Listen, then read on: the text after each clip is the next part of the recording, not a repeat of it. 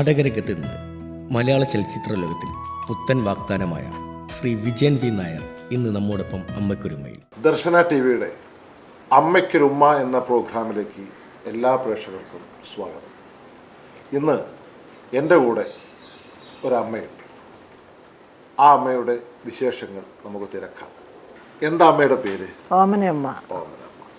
അമ്മയുടെ സ്വദേശം? ട്രിവാൻഡ്രം. ട്രിവാൻഡ്രം എവിടെ? പട്ടം. പട്ടം. അമ്മയുടെ ഇപ്പം എത്ര വയസ്സായി അമ്മയ്ക്ക്? ഇപ്പം എനിക്ക് 80 വയസ്സായി. 80 വയസ്സായി. അമ്മയുടെ ഭർത്താവ് ജീവിച്ചിരിപ്പുണ്ടോ? ഇല്ല, 7 വർഷമായി. 7 വർഷമായി. മക്കള് എത്ര മക്കളുണ്ട്? മക്കൾ 3 പെൺകുട്ടികളാണ്. 3 പെൺകുട്ടികൾ.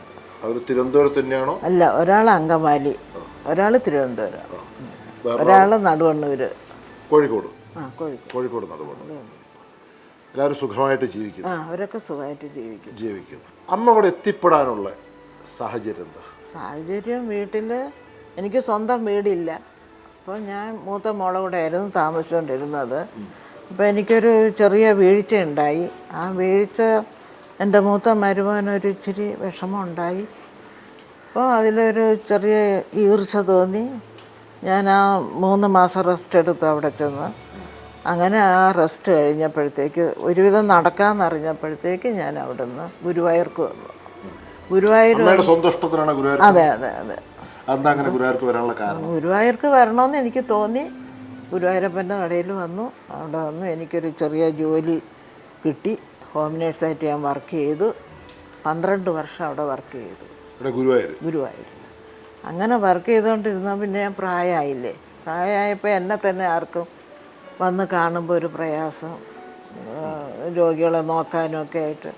അപ്പോൾ ഞാൻ തന്നെ പറഞ്ഞു, വേണ്ട, ഇനി ഞാൻ ഇത് വർക്ക് ചെയ്യണില്ല, ഇവിടെ വെച്ച് മതിയാക്കാൻ പോവുകയാണ് എന്നും പറഞ്ഞ് അങ്ങനെ മതിയാക്കി. അമ്മയുടെ ഭർത്താവിൻ്റെ പേരെന്തായിരുന്നു? അച്യുതൻ നായർ. അദ്ദേഹത്തിന് എന്തായിരുന്നു ജോലി? കമ്മ്യൂണിസ്റ്റ് പാർട്ടിയാണ്. കമ്മ്യൂണിസ്റ്റ് പാർട്ടിയിലെ സജീവ പ്രവർത്തകനായിരുന്നു. മറ്റു ജോലി തൊഴിലൊന്നും ഉണ്ടായിരുന്നു? അദ്ദേഹം സ്വാതന്ത്ര്യ സമര EMSന്റെ കൂടെ ആയിരുന്നു. EMS നമ്പൂതിരിയുടെ കൂടെ ആയിരുന്നു. അമ്മയും ഈ കമ്മ്യൂണിസത്തിൽ വിശ്വസിക്കുന്നത്? ഇല്ല, എനിക്ക് ഒരു പാർട്ടിയും ഇല്ല. എന്ന് വെച്ചാൽ ഞാൻ പിന്നെ ഇലക്ഷൻ്റെ സമയത്ത് ഞാൻ വോട്ട് ചെയ്യാൻ പോകുമ്പോൾ എൻ്റെ അച്ഛൻ കോൺഗ്രസും ഞാൻ അച്ഛന് കമ്മ്യൂണിസ്റ്റും. അച്ഛന് PWഡിലായിരുന്നു ജോലി. അപ്പം ഇവർ രണ്ടുപേരും കൂടെ ഇങ്ങനെ അങ്ങോട്ടും ഇങ്ങോട്ട് തർക്കമാവുമ്പോൾ ഞാനത് ഇടയ്ക്ക് വെച്ച് നിർത്തി.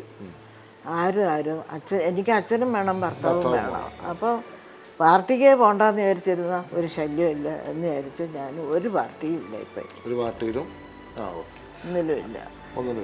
എന്ന് വെച്ചാൽ ഒന്നും സമ്പാദിച്ചുമില്ല. പുള്ളി ഇത്രയും കാലം വർക്ക് ഇത് നോക്കിയിട്ടും യാതൊരു ഫലവും നമുക്കില്ല. ഉള്ളതൊക്കെ അങ്ങോട്ട് കൊടുക്കുക, പാർട്ടിക്ക് വേണ്ടി നശിപ്പിക്കുക. അപ്പം അങ്ങനെ ആയപ്പോൾ കുറച്ച് വിഷമം തോന്നി. സമ്പാദ്യമൊന്നുമില്ല, സ്വന്തം വീടില്ല. അങ്ങനെ ആയപ്പോൾ പിന്നെ കുറച്ച് സെൻറ്റ് സ്ഥലം ഉണ്ടായിരുന്നു, അത് 3 പെൺമക്കൾക്കായിട്ട് കൊടുത്തു. 3 പെൺമക്കളായിട്ട് വീതിച്ചു. അമ്മയുടെ പേരിലൊന്നുമില്ല. ഈ പെൺമക്കൾക്ക് എന്നെങ്കിലും പെൺമക്കളോ പെൺമക്കളുടെ ഭർത്താക്കന്മാരോ ആരെങ്കിലും അമ്മയോട് എന്നെങ്കിലും വേദനിപ്പിക്കുന്ന തരത്തിൽ പെരുമാറിയിട്ടുണ്ടോ? അതേ ഉള്ളൂ. 2ാമത്തെ മരുമകൻ്റെ അവിടെ ഞാൻ കുറച്ച് അനുഭവിച്ചു. എന്ന് വെച്ചാൽ ഭർത്താവിന് സുഖമില്ലാതെ ഇരുന്നപ്പോൾ അവിടെ ക്യാൻസറായിരുന്നു, മെഡിക്കൽ കോളേജിലായിരുന്നു ചികിത്സ. അപ്പോൾ അവിടെ കുറച്ച് ദിവസം താമസിക്കണമെന്ന് പറഞ്ഞപ്പോൾ അവർക്ക് കുറച്ച് നീരസം. അങ്ങനെ ഞാൻ മൂത്ത മോളെ അവിടെ പോയി. അങ്ങനെ അവിടെ കുറച്ച് ആൾ ഞങ്ങൾ കഴിഞ്ഞു. അവർക്ക് പിന്നെ ഈ വീഴ്ചയൊക്കെ ആയില്ല. ഭർത്താവ് പോയി കഴിഞ്ഞപ്പോൾ ഞാൻ വീഴ്ചയിലായപ്പോഴത്തേക്ക് ഒറ്റപ്പെട്ടു. ചികിത്സിക്കാനുള്ള കാശില്ല. മകളുടെ ഭർത്താവ് ചികിത്സയ്ക്കുള്ള കാശ് എടുക്കേണ്ടി വരും എന്നുള്ളൊരു തോന്നൽ അയാൾക്കുണ്ട്. അപ്പൊ അദ്ദേഹത്തിനും അമ്മയുണ്ട്. അപ്പൊ ഈ അമ്മയും ആ അമ്മയും കൂടെ ആകുമ്പോൾ തലയ്ക്ക് ഭാരമല്ലേ. അല്ല, ഈ അമ്മയും ആ അമ്മയും തമ്മിൽ എന്തെങ്കിലും ഒരു അഭിപ്രായ വ്യത്യാസമില്ല. പാവം പിടിച്ച ഒരു സ്ത്രീ. മക്കളോട് അല്ലെങ്കിൽ മരുമക്കളോട്, അതായത് മക്കളുടെ ഭർത്താക്കന്മാരോട് എന്തെങ്കിലും ഒരു എനിക്ക് യാതൊരു സ്നേഹമില്ലായ്മയില്ല. എനിക്ക് എല്ലാവരോടും സ്നേഹമാണ്. എൻ്റെ ഈ ഇളയ മോൾ ഇവിടെ വന്ന് എന്നെ അന്വേഷിക്കും. മാസത്തിലൊരിക്കൽ വരും, മാസത്തിൽ 2 പ്രാവശ്യം വരും. അവൾ ടീച്ചറാണ്. അത് അവൾ ഗൾഫിലൊക്കെ പോയി ജോലിയൊക്കെ നോക്കി കുറേ BCom ഒക്കെ പാസ്സായ കുട്ടിയാണ്. അങ്ങനെയൊക്കെ ആയപ്പോൾ അവൾ വരുമായിരുന്നു. ഇനിയിപ്പോൾ തിങ്കളാഴ്ച വരും. അവൾക്ക് സ്വന്തം വീടൊക്കെ ഉണ്ടോ? ഭർത്താവിൻ്റെ വീടാണ്, തറവാട്. 2 പെൺകുട്ടികളുണ്ട്. അവിടേക്ക് അമ്മയെ എന്തെങ്കിലും ക്ഷണിച്ചു? ഓ, ഞാനിപ്പോൾ പോയിച്ച് വന്നിട്ട് 10-22 ദിവസം അവിടെ താമസിച്ച് അതിന് പോകുന്നു. ഇനിയിപ്പോൾ ഒരു ഓപ്പറേഷൻ ഉണ്ട് എൻ്റെ കൈക്ക്. അപ്പോൾ എന്നെ അത് കഴിഞ്ഞാൽ അതിനും പോകണമെന്നും പറഞ്ഞിരിക്കുകയാണ്. ഇവിടെ ആരും സഹായത്തിനില്ല. അപ്പൊ ഇളയ മോൾ എപ്പോഴും കൂടെ ഉണ്ടായിരുന്നു, സ്വന്തം സഹചാരി. ഇളയ മകളും ഭർത്താവോ അവരുടെ അവന് നല്ല സ്വഭാവമാണ്, നല്ല സ്നേഹമുള്ളവനാണ്. അപ്പൊ അമ്മയ്ക്ക് ഏക ആശ്വാസം ഇളയ മകളാണ്. ഇളയ മകളെടുത്ത് ഒഴിവുള്ളപ്പോൾ അവിടെ പോയി നിൽക്കും. അവിടെ പോയി നിൽക്കും, അവള് കൊണ്ടുപോകും, കുട്ടികളെ ഒക്കെ നോക്കും. കുട്ടികളെ മൂത്ത കുട്ടി ഇപ്പം 5ാം ക്ലാസ്സിലായി, ഇളയ കുട്ടി 5 വയസ്സായി. അങ്ങനെ അവർ താമസം. അമ്മയ്ക്ക് ഈ ഇവിടെ താമസിക്കുമ്പോൾ എന്തെങ്കിലും ഒരു ഒറ്റപ്പെട്ട മാതിരി ഒരു തോന്നലുണ്ടാവുണ്ടോ? അത് പിന്നെ നമുക്ക് ഉണ്ടാവുമല്ലോ, സ്വയമേ ഉണ്ടാവുമല്ലോ, അതൊക്കെ ഒന്നും പറയണ്ട.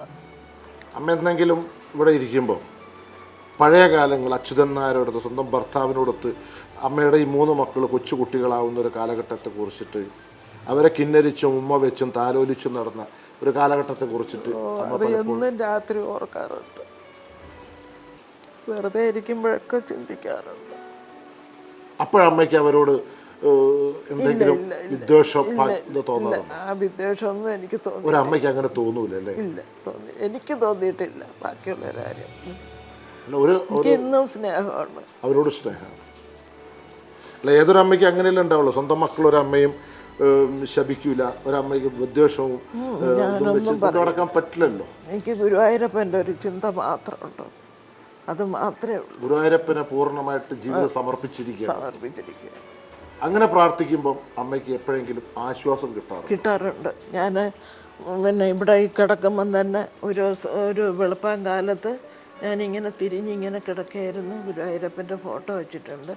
എനിക്ക് ആനന്ദൻ ഇങ്ങനെ കിടക്കുന്ന ആ ഭാഗം 3 പ്രാവശ്യം എന്നെ ഇങ്ങനെ കാണിച്ചു സ്വപ്നത്തിൽ. ഞാൻ ഇങ്ങനെ ചുവരിലോട്ട് നോക്കി കണ്ണ് തുറന്ന് നോക്കിയത് എൻ്റെ കണ്ണുമ്പിൽ 3 പ്രാവശ്യം ചുവരുമേലെ ഭഗവാൻ ഇങ്ങനെ നിഴല് പോലെ എനിക്ക് കാണിച്ചു. അപ്പോൾ അമ്മ അത്രയും ഏകാഗ്രമായ മനസ്സോടു കൂടിയിട്ടാണ് പ്രാർത്ഥിക്കുന്നത് എന്നുള്ളതിൻ്റെ അർത്ഥമല്ലേ ഒരു സ്വപ്നത്തിലായ ഒരു ദിവ്യ ദർശനം ഉണ്ടാവുക എന്ന് പറയുന്നത്. എനിക്ക് ഈ ജോലി കഴിഞ്ഞപ്പോൾ ഞാൻ നടയിൽ ചെന്ന് തല തല്ലി പറഞ്ഞിട്ടുണ്ട്, എനിക്ക് എവിടെയെങ്കിലും ഒരു കിടപ്പാടം കാണിച്ചു തരണേ ഭഗവാനെ എന്ന് കാണിച്ചു.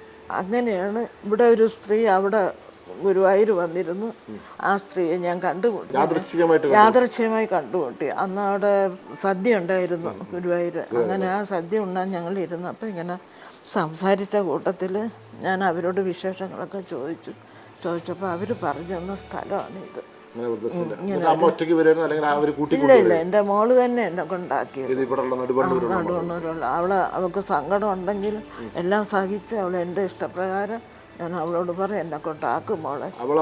പിന്നെ അമ്മയെ അങ്ങോട്ട് ക്ഷണിച്ചോ? ഇല്ല, ഞാൻ അവിടെ ആയിരുന്നു. അവിടെ നിന്നാണ് എന്നെ ഇവിടെ കൊണ്ടാക്കിയത്.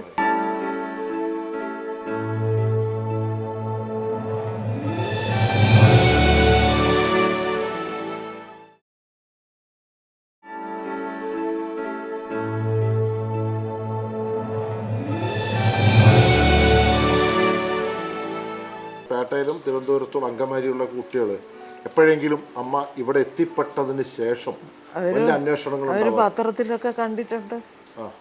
പിന്നെ കൊച്ചുമോള് വന്നിരുന്നു, തിരുവനന്തപുരത്തുള്ള മോള് വന്നിരുന്നു. അവള് ഗൾഫിലാണ്, അവളിപ്പോൾ ഡോക്ടർ പഠിക്കുക, ഇപ്പൊ പ്രസവിച്ച് കിടക്കുക കുട്ടി. അവനും ഗൾഫില്ല. അപ്പോൾ ഒരു അമ്മയ്ക്ക് ഒരു നേരത്തെ 3 നേരത്തെ അന്നം തരുന്നതിന് അവർക്ക് വിഷമില്ല എന്നിട്ട് ഞാൻ നിൽക്കാത്തതുണ്ട്. അമ്മ ഇപ്പോഴും അമ്മ നിൽക്കാത്തത് ഞാൻ നിൽക്കാത്ത എനിക്ക് ഇഷ്ടമല്ല അത്ര.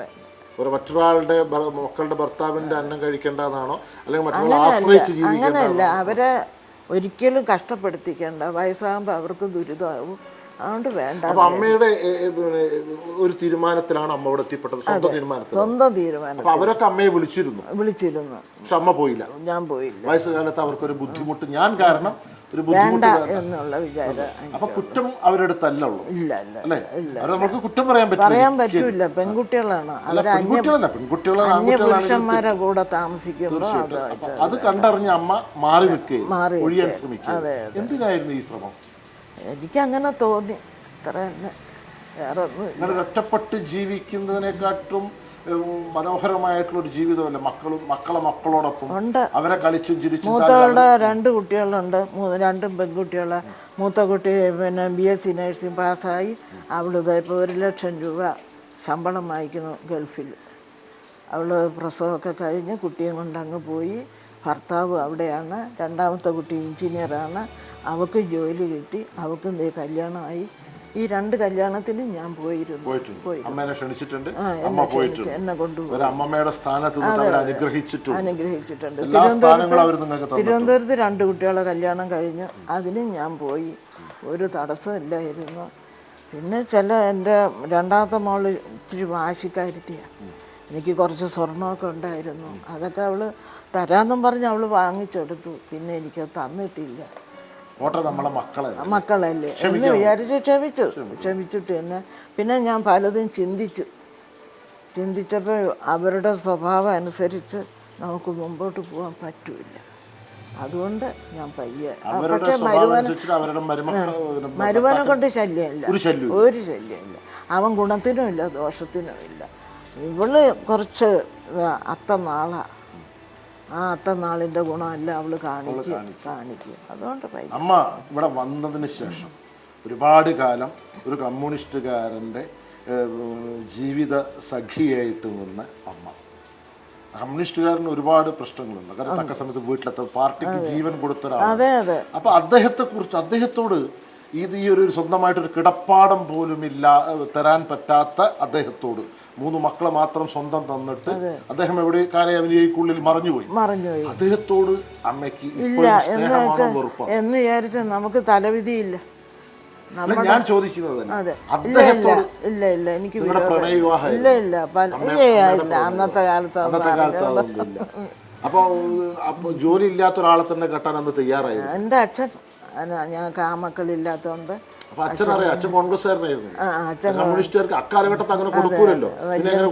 വലിയ തറവാടുകാരായിരുന്നു. അരിപ്പാട് വലിയ ചെങ്കിലത്ത് വീടെന്ന്. എല്ലാരും മരിച്ചില്ലേ? പഴയ തലമുറയിലുള്ള അമ്മ ചേച്ചിമാരൊക്കെ മരിച്ചു. ഇനി ഒരു സഹോദരി ഉണ്ട്. അത് മാനസിക ഇതായിട്ട് അവർ. അച്യുതൻ നായർ അമ്മയെ എങ്ങനെയാണ് നോക്കിയിരുന്നത്? എന്നെ സ്നേഹമായിട്ട് തന്നെയാണ് നോക്കിയത്. അതെ. ഇപ്പോഴും ഓർമ്മിക്കുമ്പോൾ നല്ല കാര്യങ്ങൾ മാത്രം അത്രേ ഉള്ളൂ അല്ലേ? അദ്ദേഹത്തിൽ നിന്നുണ്ടായ മക്കള് എങ്ങനെ അമ്മയെ ഒന്ന് അകറ്റി നിർത്താൻ ശ്രമിച്ചു എന്നുള്ളതാണ് ഇപ്പൊ നമുക്കുള്ള പിന്നെ തലവിധി. ഇങ്ങനെ ഇവിടെ നിന്ന് കഴിയണമെന്ന് തലവിധിയുണ്ട്. അങ്ങനെ ഇവിടെ അമ്മ സംതൃപ്തയാണ്. ഇവിടെ ഇപ്പം വേറെ വിശേഷമൊന്നുമില്ല. ഭക്ഷണത്തിന് ഭക്ഷണം, ഡ്രസ്സിന് ഡ്രസ്സ്, സൂക്കേട് വന്ന് അതിന് മരുന്ന് ഒക്കെ അവർ അന്വേഷിക്കുന്നുണ്ട്. ഇല്ല നമ്മുടെ സ്വന്തം ആവശ്യത്തിന് കാശ് എന്തെങ്കിലും മതി. ഇനിയിപ്പോൾ ഒന്ന് ആശുപത്രി പോകണം, ഓട്ടോറിക്ഷ പിടിക്കണം, അതിന് നമ്മുടെ കയ്യിൽ വേണം. പിന്നെ എന്തെങ്കിലും നമുക്ക് ചില്ലറ ആവശ്യങ്ങൾ കാണുമല്ലോ, നീലമായിട്ടും അത് ഇത് സോപ്പുണ്ട്. ഇവിടെ 45 പേര്. എല്ലാവരും അമ്മയുടെ അതേമാതിരി 75-80 പ്രായമുള്ളവരാണ്. എല്ലാം പ്രായം ഉണ്ടെങ്കിലും പല സ്ഥലത്തു നിന്നല്ലേ എല്ലാത്തിൻ്റെ സ്വഭാവങ്ങളൊക്കെ വേറെ. നമ്മുടെ രീതി അനുസരിച്ച് ആരും മുമ്പോട്ട് പോകണില്ല. അതുപോലെ മനുഷ്യരല്ലേ, വ്യത്യസ്ത സ്വഭാവങ്ങൾ, അവര് ജീവിച്ച രീതികള്, അമ്മ ജീവിച്ച രീതി, അതുകൊണ്ട് നമുക്ക് കുടുംബത്തിൽ നിന്ന് വന്ന അതുകൊണ്ട് നമുക്കൊരു ക്ഷീണം ഉണ്ടെന്ന് മാത്രമേ ഉള്ളൂ. വേറെ പിന്നെ ഞാൻ പിന്നെ ആദ്യം ആരോടും കൂട്ടിനും ഇടയ്ക്കും. ഇവിടുത്തെ പിന്നെ ഇതിന്റെ ഔദ്യോഗികമായിട്ടുള്ള ഭാഗത്തുനിന്ന്, അതായത് ഇതിന്റെ നടത്തിപ്പ് എന്തെങ്കിലും മനസ്സ് വേദനിപ്പിക്കുന്ന എന്തെങ്കിലും? ഇല്ല ഒന്നുമില്ല. ഭക്ഷണങ്ങളൊക്കെ നല്ല റെഡിക്ക് കൃത്യം 1 മണിക്ക്, രാത്രി 6 മണിക്ക് ഒക്കെ നമുക്ക് കിട്ടുന്നുണ്ട്. ഈ അന്തരീക്ഷത്തോട് അമ്മയുടെ മനസ്സ് താരതമ്യപ്പെട്ടു പോകുന്നുണ്ട്. ചില സമയം പ്രയാസം തോന്നും. എന്നാലും അതൊക്കെ കളഞ്ഞേച്ച് മനസ്സിൽ നിന്ന് മാറ്റിയിട്ട് നമ്മൾ സന്തോഷമായിട്ട് പോകണം. നേരം പോക്ക് പറയുന്നവരുണ്ട്, സ്നേഹിക്കുന്നവരുണ്ട്. അങ്ങനെ പല രീതിയിലും നമ്മൾ മുമ്പോട്ട് പോകുന്നു.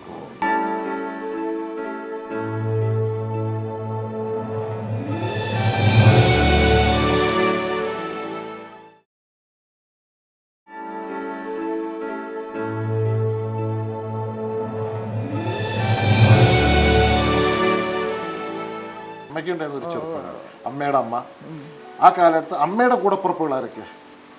എനിക്കൊരു അനിയത്തിയേ ഉള്ളൂ. ഒറ്റ അനിയത്തിയാണ്. അവരെവിടെയാ? അവർ തിരുവനന്തപുരത്താണ്. തിരുവനന്തപുരത്ത്. അവരമ്മയെ ചേച്ചിയെ കുറിച്ച് എന്തെങ്കിലും അന്വേഷിക്കാറുണ്ടോ? ഇല്ല, അവള് അന്വേഷിക്കാറുണ്ടെന്ന് ഞാൻ അറിഞ്ഞു, പക്ഷെ ഇവിടെ വന്നിട്ടില്ല. അവരൊക്കെ അഭിമാനികളാണ്. എന്ന് വെച്ചാൽ സ്വന്തം ചേച്ചിയെ കുറിച്ച് അന്വേഷിക്കുന്നത് കൊണ്ട് അഭിമാനത്തിന് എവിടെ കോട്ടം തട്ടും? അല്ല, ഇത്രയും സൗകര്യവും ഒക്കെ ഉള്ള ചേച്ചി ഇങ്ങനെ പോയി ഒരു അനാഥശാലയിൽ താമസിക്കുക എന്ന് പറയുമ്പോൾ അവരുടെ ഫാമിലി, ഭർത്താവിൻ്റെ ഫാമിലി, മക്കളുടെ ഭാര്യമാരെ വീട്, ഇതൊക്കെ ആകുമ്പോൾ അവർക്കതൊരു ക്ഷീണം തോന്നും. ആ ക്ഷീണം അങ്ങനെ അവർക്കുണ്ടെങ്കിൽ ചേച്ചിയോട് അല്പമെങ്കിലും ഒരു സ്നേഹമുണ്ടായിരുന്നെങ്കിൽ, രക്തബന്ധത്തോട് അല്പമെങ്കിലും. ഞാൻ എപ്പോഴും ചിന്തിക്കും, വിഷുവിന് അവധിയുണ്ട്, പിന്നെ ഓണത്തിന് വെക്കേഷൻ അവധിയുണ്ട്, അപ്പോഴൊക്കെ വരും, എന്നെ അന്വേഷിച്ച് വരും. പ്രതീക്ഷയുണ്ട് എനിക്ക്. അനിയത്തി ഇപ്പോഴും ഓടി വരുന്നു. പണ്ടൊരു കാലത്ത് കൈപിടിച്ച് സ്കൂളിൽ കൊണ്ടുപോയി അല്ലേ, താരാട്ട് പാടി, ഊഞ്ഞലാട്ടിച്ച്. എനിക്കിപ്പോഴും പ്രതീക്ഷ ഉണ്ട് അവള് വരും, അനുജത്തി വരും എന്നുള്ളൊരു പ്രതീക്ഷ ഉണ്ട് അമ്മയ്ക്ക്. തീർച്ചയായും അനുജത്തി വരും എന്ന് നമുക്ക് പ്രതീക്ഷിക്കാം. അമ്മയ്ക്ക് ഒരുപാട് പ്രതീക്ഷകളുണ്ട്, അതിന് എല്ലാവർക്കും ഉണ്ട് പ്രതീക്ഷ. എനിക്കുണ്ട് പ്രതീക്ഷ. തീർച്ചയായിട്ടും അമ്മയുടെ ആ പ്രതീക്ഷ നടക്കും എന്ന്. ഈ ഒരു ദർശനയുടെ ഈ അമ്മയ്ക്കൊരു ഉമ്മ എന്നുള്ള പ്രോഗ്രാം കേരളത്തിലുടനീളമുണ്ട്, കേരളത്തിന് പുറത്തുമുണ്ട്. ദൈവം സഹായിച്ച് ഈ പ്രോഗ്രാം അവർ കാണുകയാണെങ്കിൽ ഒരേ ഒരു ചേച്ചിയുടെ അവർക്കുള്ള ആകെയുള്ള രക്തബന്ധം. എൻ്റെ അമ്മ 8 പ്രസവിച്ചിട്ട് 8ാമത്തോളാണ് അവള്. 6ാമത്തത് ഞാൻ, 7ാമത്തത്. തീർച്ചയായിട്ടും അവർ വരും. ഇത് കണ്ടിട്ടുണ്ടെങ്കിൽ അവർക്ക് വരാതിരിക്കില്ല. കാരണം ഒരു ചേച്ചിയുടെ ഹൃദയം വിങ്ങിയിട്ടുള്ള ആശയാണ്, പ്രതീക്ഷയാണ്. തീർച്ചയായിട്ടും അവർ വരും. അമ്മയ്ക്ക് മറ്റെന്താണ് പറയാനുള്ളത്? ഇങ്ങനെ ഈ ഒരു ഒറ്റപ്പെടുന്ന അവസ്ഥയിൽ ഇത് എത്രയും വേഗത്തിൽ അങ്ങോട്ട് വിളിക്കണേന്ന് മാത്രം, വേറെ ഒന്നുമില്ല പ്രതീക്ഷ. എത്രയും വേഗത്തിൽ അങ്ങോട്ട് വിളിക്കുക, പോവുക, ഭൂമിക്ക് ഭാരം ഒഴിയുക എന്ന് മാത്രം. ഇനിയിപ്പോൾ ഇതൊരു ഓപ്പറേഷൻ വേണമെന്ന് ഡോക്ടർ. അതിപ്പോൾ എങ്ങനെയാണ്? ഇപ്പോൾ മക്കളാരും ചെയ്യാന്ന് പറഞ്ഞിട്ടുണ്ടോ? ഇല്ല, അതിപ്പം ചെയ്യാൻ തന്നെ ചെയ്യാം. അതിന് കുറച്ച് പൈസയുടെ ആവശ്യമൊക്കെ ഉണ്ട്. അത് നമുക്ക് ഇവിടെ മേലഞ്ഞിപ്പാലം എന്ന് പറഞ്ഞ ആശുപത്രിയിലാണ്, പ്രൈവറ്റ് ആശുപത്രിയാണ്. അപ്പം അവിടെ കൊണ്ടുപോയി ചെയ്യാനും ഓണം കഴിയട്ടെ എന്നും പറഞ്ഞ്. കാശ് ചെലവ് അമ്മയുടെ കയ്യിൽ നിന്ന് കിട്ടണമെന്നുണ്ടോ? എൻ്റെ ഒക്കെ പറഞ്ഞു 1000 രൂപ വേണം. 1000 രൂപയേ ഉള്ളൂ? അത്രേ ഉള്ളൂ. അപ്പോൾ ഒക്കെ അവരുണ്ട്. മക്കളെന്ന് പറയാൻ ഈ ഒരു കുട്ടിയാണ്, അതെ. അതൊക്കെ നമുക്ക് വേണ്ട. ഒന്നുമില്ലെങ്കിൽ ഇച്ചിരി സ്വർണ്ണമെങ്കിലും ഉണ്ടല്ലോ, എന്തെങ്കിലും നമുക്ക് ചെയ്യാമല്ലോ. അതുകൊണ്ടൊന്നും വിഷമമില്ല എനിക്ക്. അമ്മയ്ക്ക് ഇത്രയും കാലം ഇതുമൊരു അമ്മയുടെ മനസ്സ് ഒരുപാട് വേദനിച്ചിട്ടുണ്ട്, ഒരുപാട് ആശകൾ അമ്മയ്ക്ക് നഷ്ടപ്പെട്ടിട്ടുണ്ട്, ഒരുപാട് പ്രതീക്ഷകൾ നഷ്ടപ്പെട്ടിട്ടുണ്ട്. അമ്മയ്ക്ക് വരാനിരിക്കുന്ന ഒരു തലമുറയുണ്ടല്ലോ, വരാനിരിക്കുന്ന കുട്ടികൾ, അവരോട് എന്താണ് അമ്മയ്ക്ക് പറയാനുള്ളത്? അവരോട് എന്ത് പറയാനുണ്ടെല്ലാം ഞാൻ പറഞ്ഞു കഴിഞ്ഞിട്ട് ഞാൻ പോകുന്നത്. അവരുടെ മനസ്സിലുണ്ട് എൻ്റെ അമ്മമ്മ എവിടെയാണോ എങ്ങനെയാണോ എന്നുള്ളത് അവർ ചിന്തിക്കുന്നുണ്ട്. പക്ഷേ അവർക്ക് അതിനുള്ള സാഹചര്യം അവർക്ക് വന്നിട്ടില്ല. ഞാൻ പറയുന്നത് അമ്മയുടെ മക്കളോട് മാത്രമല്ല, ഇവിടെ നമ്മുടെ കേരളത്തിൽ നമ്മുടെ മലയാളി കുട്ടികൾ ഒരുപാട് ചെറിയ കൊച്ചു പിള്ളേരുണ്ട്. ഇവരോട് അമ്മയ്ക്ക് എന്താണ് ഒരു ഉപദേശം എന്നുള്ള എനിക്ക് പറയാനുള്ളത്? ഞാൻ പറയണത് എന്താണെന്ന് വെച്ചാൽ, ഞങ്ങളെപ്പോലെ നിങ്ങളുടെ മുത്തശ്ശിമാർ, അച്ഛനെ അമ്മയും നിങ്ങൾ ഇതേപോലുള്ള സ്ഥാപനത്തിൽ കൊണ്ടാക്കരുത്. നിങ്ങൾ സ്നേഹമായിട്ട് വേണം നിങ്ങൾ അവർ ഈ സ്കൂൾ കുട്ടികൾ വരുമ്പോൾ ഞങ്ങൾ അവരോട് പറഞ്ഞു കൊടുക്കണം. ഞാൻ പറഞ്ഞു കൊടുക്കണ വാക്ക് അതാണ്, നിങ്ങൾ അവരെ കണ്ണുനീര് കുടിപ്പിക്കരുത്, ഞങ്ങളുടെ അനുഭവം അവർക്ക് വരുത്തരുത് എന്ന് മാത്രമേ ഞാൻ പറഞ്ഞു കൊടുക്കൂ. ഇപ്പോൾ ഒരു ഒറ്റപ്പെട്ടു പോയി എന്നുള്ളൊരു തോന്നലുണ്ട് അമ്മയ്ക്ക്? അതുകൊണ്ട് അത് എപ്പോഴായാലും വരുമല്ലോ. നമ്മൾ ഒരുപാട് ഇപ്പോൾ ഇളയ മോൾ അമ്മയെ സ്നേഹിക്കുന്നുണ്ട്, പലരും അമ്മയെക്കുറിച്ച് അന്വേഷിച്ച് വരാൻ പറ്റുന്നില്ല. എന്നാലും ഈ ഒരു അവസ്ഥയിൽ നമ്മളെല്ലാം ഇത്രയും കാലം നമ്മൾ ജീവിച്ചിട്ട് അവസാന കാലത്ത് നമ്മൾ ഒറ്റപ്പെട്ടു പോയി. അതുണ്ട്, ധാരാളം ഉണ്ട്. ആരോട് പറയാന് ഒക്കെ അടക്കുക, ക്ഷമിക്കുക. അമ്മ എന്തെങ്കിലും വിചാരിച്ചിട്ടുണ്ടോ ഇങ്ങനെ ഒരു വൃദ്ധസദനത്തിൽ എത്തിപ്പെടും? ഇല്ല. ഗുരുവായൂർ പോയി കുറച്ചു കാലം ഹോം നേഴ്സായിട്ട് വർക്ക് ചെയ്തപ്പോഴും ഇങ്ങനെ ഒരു അവസ്ഥ? ഇല്ല. പിന്നെ അവിടെ നിന്ന് ഇങ്ങനെ താമസ സൗകര്യം ഇല്ലാണ്ടായിരുന്നു. അപ്പം മഴയും ഒക്കെ ആയപ്പോൾ അവിടെ താമസിക്കാൻ പറ്റൂല. ഓഡിറ്റോറിയത്തിലായിരുന്നു എൻ്റെ കിടപ്പ്. കുറേ ആൾക്കാരുണ്ട്, പണക്കാരുണ്ട്, സാധുക്കളുണ്ട്, എല്ലാവരും ഉണ്ട്. അങ്ങനെ ഇവൻ മഴക്കാലത്ത് കിടക്കാൻ അവിടെ പറ്റും. അപ്പം ഞാൻ ഭഗവാനോട് ഞാൻ ചെന്ന് പറഞ്ഞു, എനിക്ക് എവിടെയെങ്കിലും കിടപ്പാടം ഒന്ന് കാണിച്ചു തരണം നീ. ആ ഭഗവാനാണ് കിടപ്പാടം കാണിച്ചു ഒരു സ്ത്രീ മുഖേന. അതെ അതെ അതെ. അപ്പൊ ഇന്നും ആ ദൈവത്തോട് അത്രേ പ്രാർത്ഥിച്ചുകൊണ്ടിരിക്കുകയാണ്. ഉള്ളൂ. ഭൂമിക്ക് ഒരു ഭാരമാകാതെ എന്നെ ഇത്രയും വേഗത്തിൽ അങ്ങ് എടുക്കണം എന്ന് മാത്രമുള്ള ചിന്തയുള്ളൂ. ഇനി വേറെ എനിക്ക് ഒരു സുഖവും എനിക്ക് ഞാൻ ആശിക്കുന്നില്ല. അപ്പം ഇത്രയൊക്കെയാണ് അമ്മയുടെ അനുഭവങ്ങൾ അമ്മ ഏതാണ്ട് പറഞ്ഞു കഴിഞ്ഞു. ഉള്ളിൻ്റെ ഉള്ളിൽ ഒറ്റപ്പെട്ടു എന്നൊരു തോന്നൽ അമ്മയ്ക്കുണ്ട്. ഒരുപാട് സ്വപ്നങ്ങളും പ്രതീക്ഷകളും നഷ്ടപ്പെട്ട വേദനയുണ്ട്, അല്ലേ? അതെ. നമുക്ക് ദൈവത്തോട് പ്രാർത്ഥിക്കാം. ഇനി ഒരമ്മയ്ക്കും അച്ഛനും ഈ ഒരു ഗതി ഉണ്ടാവരുതേ, ദൈവത്തോട് പ്രാർത്ഥിക്കാം. ഒരുപാട് ശക്തമായ കുടുംബ ബന്ധങ്ങളുള്ള തിരുവനന്തപുരം പേട്ട സ്വദേശി, പട്ടം സ്വദേശി ഓമനമ്മയായിട്ടുമാണ് നമ്മൾ ഇത്ര നേരം സംസാരിച്ചത്. സാഹചര്യങ്ങൾ ഇവിടെ കൊണ്ട് ചെന്നെത്തിച്ചു. ഇപ്പോഴും ഒരമ്മ സ്വന്തം മക്കളെ കുറ്റം പറയുന്നില്ല. തൻ്റെ തലയിലെഴുത്ത്, തൻ്റെ തലവിധി എന്ന് കരുതി സമാധാനിക്കുക മാത്രമാണ് അവർ ചെയ്യുന്നത്. മക്കൾക്ക് നല്ലത് വരട്ടെ എന്ന് അവർ പ്രാർത്ഥിക്കുകയും ചെയ്യുന്നു. ദൈവത്തോട് അവർക്ക് ഒന്നേ പറയാനുള്ളൂ. ജീവിതത്തിൻ്റെ അവസാന കാലഘട്ടത്തിൽ എല്ലാവരും പറയുന്നത് പോലെ ഭൂമിക്കൊരു ഭാരമാകാതെ എന്നെ തിരിച്ചെടുക്കണമേ. ഇതിൻ്റെ ഉള്ളിൽ അടങ്ങിയിട്ടുള്ള വേദന. നാളെ ഇന്ന് അച്ഛനമ്മമാരായ നമ്മൾ, നാളെ അച്ഛനമ്മമാരാവാനിരിക്കുന്നവർ എല്ലാവർക്കും ഒരു ഗുണപാഠമാകണം. മക്കൾ, പ്രത്യേകിച്ചിട്ട് മക്കൾ, ഒരിക്കലും ഈ ഒരു ശാപം ഏറ്റുവാങ്ങരുത്. ഇന്ന് നീ നാളെ ഞാൻ എന്നാണ് പറഞ്ഞു വെച്ചിട്ടുള്ളത്. ഇന്ന് നമ്മൾ തെറ്റ് ചെയ്താൽ അതിൻ്റെ 10 ഇരട്ടി 10 മടങ്ങോടെ പടച്ച തമ്പുരാൻ നമുക്ക് തിരിച്ചു തരും. ആ തെറ്റിനുള്ള ശിക്ഷ നമുക്ക് തിരിച്ചു തരും. ഒരിക്കലും നമ്മളെ പ്രസവിച്ച്, നമ്മളെ അമ്മിഞ്ഞപ്പാൽ തന്ന്, നമ്മളെ താരാട്ട് പാടി ഉറക്കി, നമുക്ക് ഭക്ഷണം തന്ന്, ജീവിതത്തിൻ്റെ എല്ലാ സുഖസൗകര്യങ്ങളും ഉപേക്ഷിച്ച് നമ്മളെ മാറോട് ചേർത്ത് പിടിച്ച അമ്മയെയും അച്ഛനെയും ഒരിക്കലും ഉപേക്ഷിക്കാതിരിക്കുക. സ്നേഹിക്കുക, സ്നേഹിച്ച് ശ്വാസം മുട്ടിക്കുക, വീർപ്പ് മുട്ടിക്കുക. ഈ അമ്മയ്ക്ക് ഒരുപാട് ബന്ധുക്കളുണ്ട്.